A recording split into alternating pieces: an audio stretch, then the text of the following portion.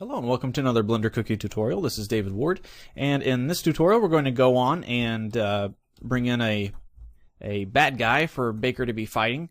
So when last I left you, we had just set up a few poses here in our pose library. Let me go ahead and come over here and look at some of those. Okay, there's probably a few more that we might need, like, you know, blocking with your hands or something like that, but if we get a chance, we'll go ahead and add those in as we're working. But in the meantime, let me go ahead and just go ahead and save this where I'm at. Didn't really change anything, but let me open up Evil Baker. Now this is is just the same version of Baker, you know, kind of playing off the old Star Trek mirror episode where all the bad guys had goatees, so that automatically makes them evil, I guess. But anyways, we got Baker here, and instead of orange, I've made him blue. Just go ahead and call that blue, I guess. Might as well. Okay, so he's blue with a goatee, so we'll easily be able to distinguish between the two. So go ahead and save this one. Pop back to the original. Open. Fight. Baker Fight 01. There we are. Okay, now there's a couple of ways you can bring in two different characters into the same scene.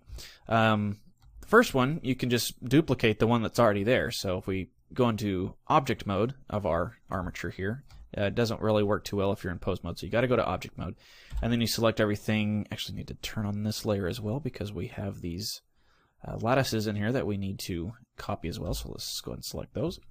Just so have everything selected on your model that you need with it, everything that deforms it and everything, and Shift D and just drag over. Boom, you automatically have two versions of your model. So if you go back to pose mode and you can run the slider, you can see that automatically it kept all the animation keys and everything. So, you know, you could, you know, animate a dance number or something like that, a line dance number if you wanted to, and just, you know, animate it on one character and then just copy them over. But anyway, so that's one way you can do it. Let's look at the other way. Let's go back to object mode, just select everything we just duplicated, and just go ahead and delete it. And now we're going to File, Append, and we're going to go into Fight Scene, Evil Baker, and we want to go to Scene. We're going to grab Scene and link Append from Library. And it's not going to show up in a main window, it's going to show up here in our scenes. And since it was named Scene, it went ahead and renamed it to Scene.001. So let's go ahead and go to that one. You can see there's old Evil Baker. And let's go ahead and just rename this real quick. Scene Evil. There we go. And we could actually, after we... Let me go ahead and do that. Let's go back to object mode on this guy. Select everything just like we did on Good Baker when we duplicated them. And we're going to go Object, Make Links, Objects to Scene, and just go to the normal scene. So now when we go to Scene, you can see Evil Baker is there with Good Baker. And we could actually we could leave this as is, or if you want to save file space, you know, you can just go ahead and hit X, and it'll delete that scene out, and you don't have to worry about it. Okay, so now we got Evil Baker here in the same scene as Good Baker. Let's bring him down to the same level right there. Go to our top view, 7 on numpad, of course. Rotate 180 degrees. Go ahead and click to lock that in. Let's bring them up so they're face to face. We'll go into side view and bring a little closer. This is a one-on-one fight. They're up close in each other's face, yelling at each other, blah blah blah, blah blah blah, blah blah, whatever. So okay, so now we can go back to pose mode, and now we don't have a pose library set up for Evil Baker, but that's okay because he's got all the same bones and all the same bone names and everything that Good Baker has, so we can just copy over Good Baker's pose library. And so we grab... Okay, looks like it's already copied over there for some reason. Oh, maybe when I duplicated... when I created Evil Baker here, it already had the library on there. But in any case, I'll go ahead and kill that out so I can show you how to do it. It's easy. Just click on the little actions to be linked right there. Click on that, and it shows up all these actions that we've made. But what we're going to need, actually, let's go back to Good Baker and see what the name of it is. Go to pose mode on him as well.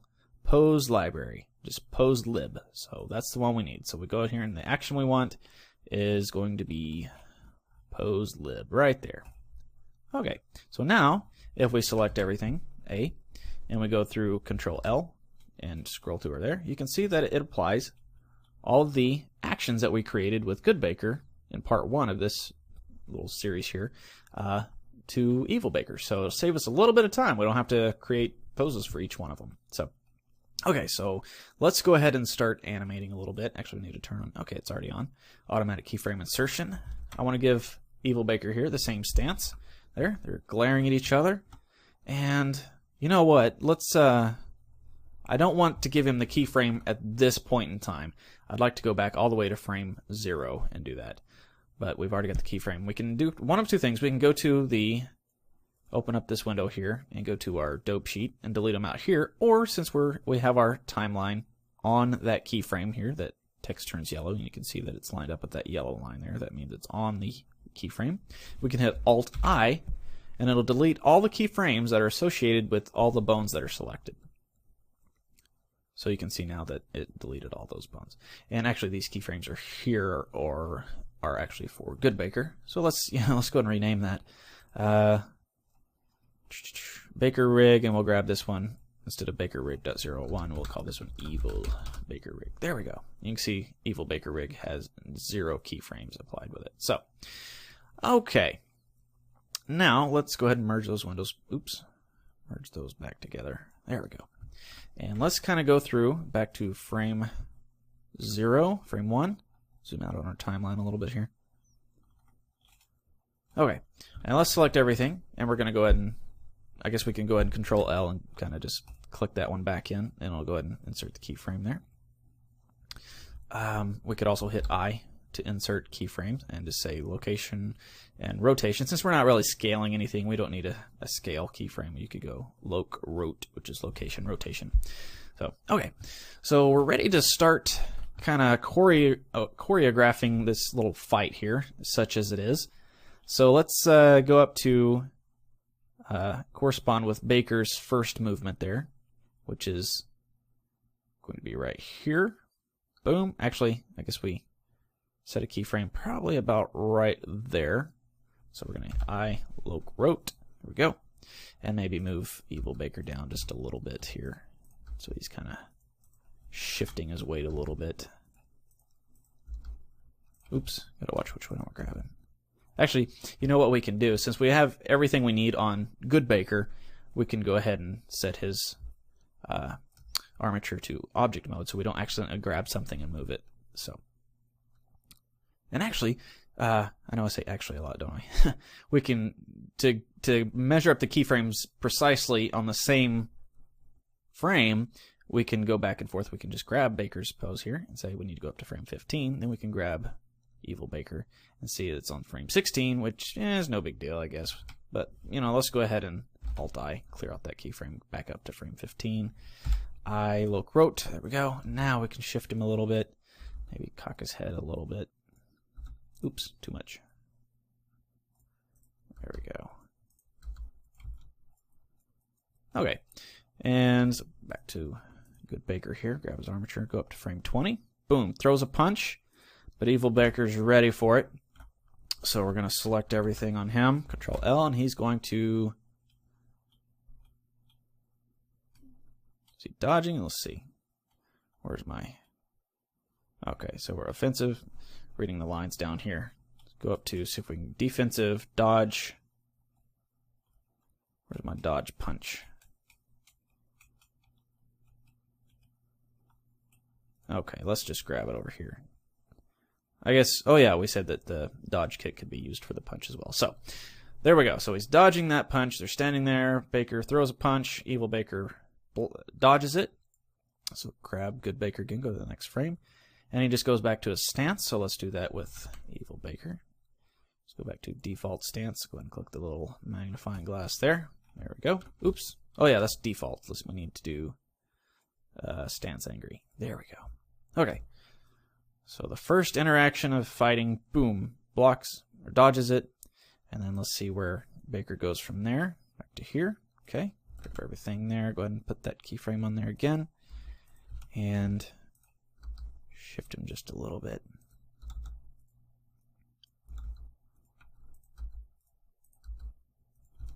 Okay, back to Baker. Another 5 frames forward, and he kicks. And you know what? Let's go ahead and say Evil Baker gets hit in the face. So let's say hit in the face right there. Hit to the face, and since Baker is kicking with his left foot, probably going to go to the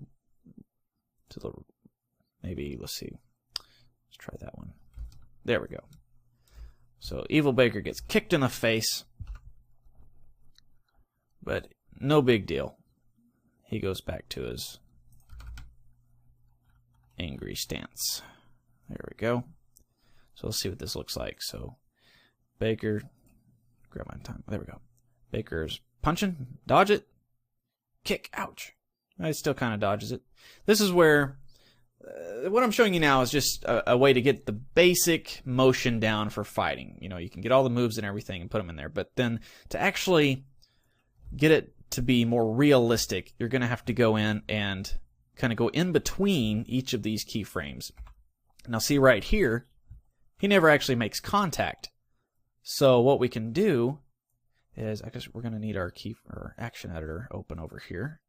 Go to Dope Sheet and spread this out a little bit more and go to Action Editor. Zoom in on these guys. Okay, so let's go ahead and hide our toolbar over here. We don't need that. Toolbox, I guess. Let's move all of these keyframes right here. There'll be a lot of them. It puts a keyframe for every bone in Baker's body, which a normal human skeleton has over 200 bones. I'm not sure how many Baker has, though. So let's move it up to where his reaction to the kick is a little bit delayed, so he actually gets kicked in the face. Let's select all these guys. Actually, I wonder if there's an easier way to do that. Let's select grouped. No. Select all. Select all. Probably selects all. Yeah, so I'll have to play with that, see if there's an easier way to get all of the keyframes on a frame. But for right now, we'll just do it this way. So let's move his reaction up a little bit too. So the foot actually, boom, makes contact with him. Okay. So there we go. So maybe it's not a good idea to actually line everything perfectly up, because then he would look like he has a premonition of Baker's action and moves right along with him. So got to give Baker a little bit of element of surprise. Smack. There we go. Okay, now kind of coincide with him a little bit, but not completely. Let's go back here. Okay, maybe a couple of frames further up. Baker's the one getting hit this time. So what we need to do is come a little bit before Baker starts moving and give Evil Baker the surprise attack. So now we're going to give him that stance angry again. Maybe have him kind of starting to rear back a little bit.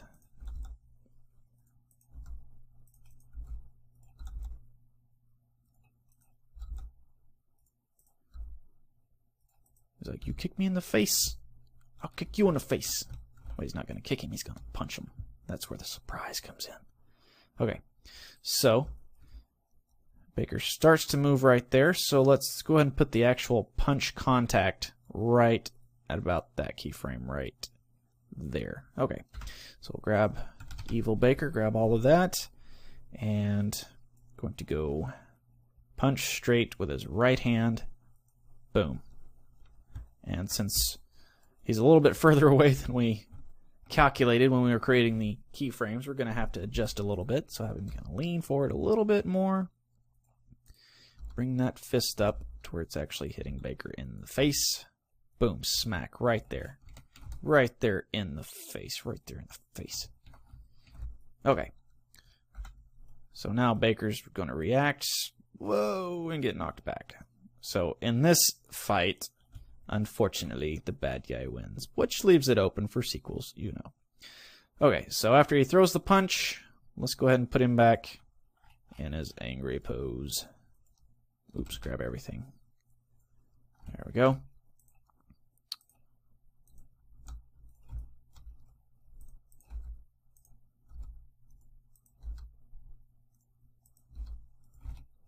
Okay. And then Baker will go on and hit the ground.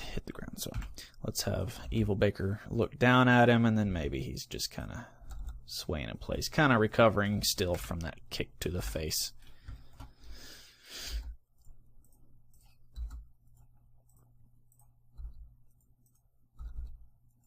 Okay, so now let's kind of just take a look at our whole little scene here. Back up all the way. It's like Baker's like, nope. Smack, ouch. Well, how about that? Yeah. There you go. See what it looks like. Let's turn off our armature layer. Go ahead and merge these two windows. Oops, always do that. Merge these two windows together. And go and turn off the layer that has the lattices as well. And back up. And you know what, let's turn on playback to frame dropping so it actually plays it real time rather than just really fast. Fast fight. 2 hits. You hit me. I hit you. You hit the ground. 2 hits in that fight. Okay, so you basically have your choreography done. Like I said, this is not the best fight in the world, but it kind of gets the point across of how to use these tools for this.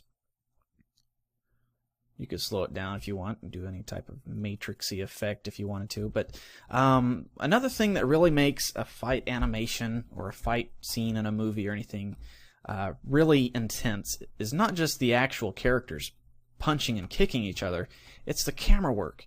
So let's go into our layer that has our cameras. And where's the actual camera? Way over here. So we'll just see what it looks like through our camera. Okay, it's kind of a back view. Kind of boring, really. I mean, it's like a security camera showing a fight, which, yeah, it could be interesting, but it's not as intense as it could be. So let's make it a little more intense. Let's come in here, and right now the camera's tracking to this empty right there. So that can be good. Let's we have automatic keyframes turned on. So let me delete that keyframe, Alt-I, that I have accidentally set on my camera there. Go ahead and turn that off so I can position the camera where I want to at the first here. So right now we have a nice side view. Go to the very beginning, and let's go ahead and insert a keyframe right there. So we'll just say location rotation. I guess I don't think we'll actually be rotating the camera at all, just moving it around. But right here we have our first bit of action. So let's kind of grab our target. Actually, we need to set a keyframe up there at the beginning for it as well. And just location, it's not going to be rotating anywhere. There we go. Okay, so throw the punch. So let's kind of just move the camera on. Kind of be like a nice shaky camera, like somebody's, you know, got their cell phone out and they're recording it or something. And smack.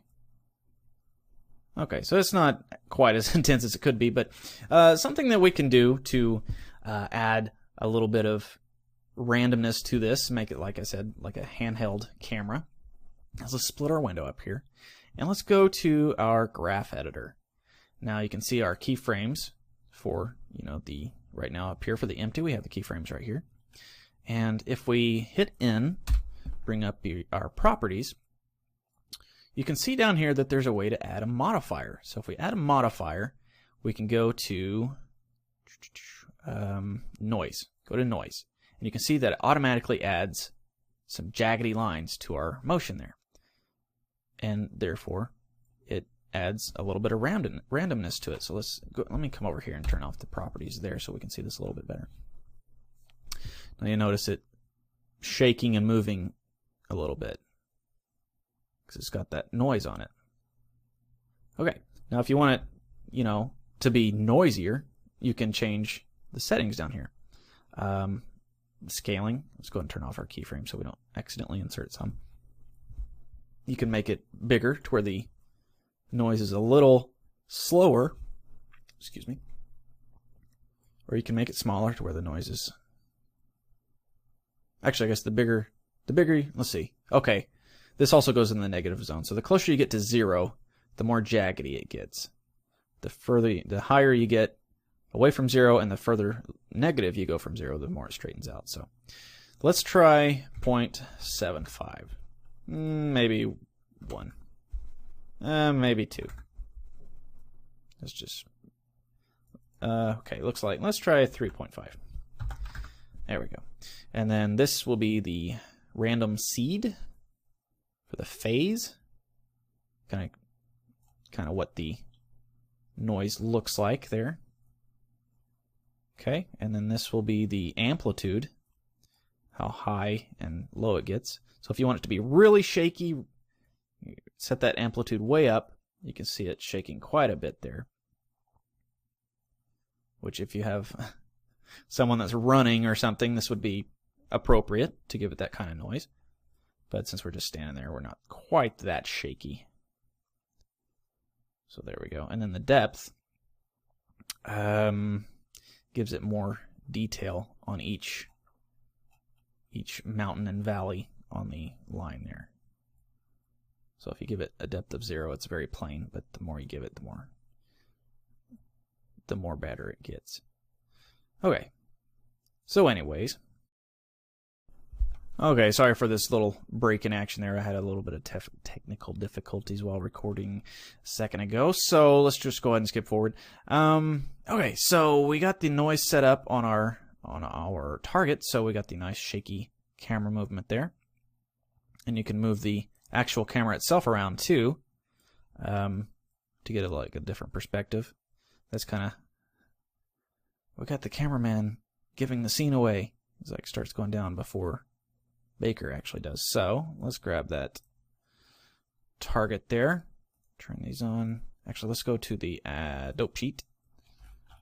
Zoom in here. We got the empty right there. It starts to move. So let's grab these two and move them up so they don't move until Baker starts to fall. There we go. Okay, so that's probably kind of the basics you need to get a nice fight choreographed. Go through there and have one character offensive and one defensive and actual hits being made. Uh-oh, looks like Evil Baker's beard disappeared. What's up with that? I don't know. I just messed up when I was creating the new facial features, I guess, but probably a shape key issue. But this tutorial is not over shape keys, so anyways, pay no attention to the man behind the goatee. Alright, so anyway, so they're fighting, and the camera movement kind of helps add to the scene. Adds a little bit of emotion and intensities to it. So anyway, so like I said, that's pretty much the basics you'll need. If you guys come up with some cool fight scenes, be sure to post them in the comments because I'd love to see them. I think that's going to be it for this. So thanks for watching, and I'll catch you next time.